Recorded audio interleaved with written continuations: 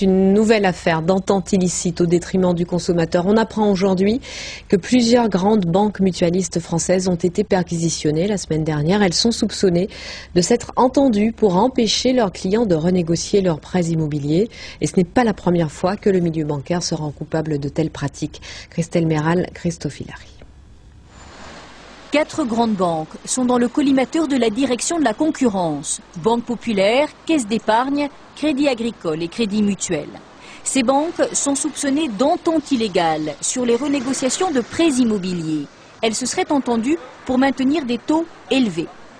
Exemple, le client d'une banque A veut renégocier son prêt pour bénéficier d'un taux plus avantageux. Il s'adresse à la banque B, mais celle-ci propose un crédit inintéressant.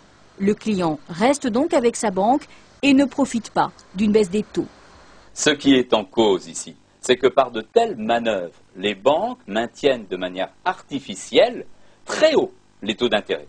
Et pourquoi? C'est pour s'assurer des profits, et des profits notamment aujourd'hui qui leur sont très utiles à cause des pertes qu'elles ont enregistrées sur le marché des subprimes et qu'il convient de compenser. Les faits se seraient surtout produits en 2005, au moment où les taux d'intérêt étaient en baisse. Beaucoup de clients ont alors tenté de renégocier leurs prêts. Les banques soupçonnées d'entente auraient voulu freiner le mouvement. Ça représentait 15, 20, 25% des prêts, et donc ça représentait un enjeu tout à fait significatif pour les banques. Selon le site Mediapart, les sièges de Banque Populaire, Crédit Agricole et Caisse d'Épargne ont été perquisitionnés la semaine dernière. Le gouvernement veut que toute la lumière soit faite. À chaque fois qu'il y a des ententes entre industriels et ou entre industriels et distributeurs, c'est le consommateur qui paye la facture, c'est lui qui est la victime de ce type d'entente. Donc le gouvernement est évidemment extrêmement vigilant.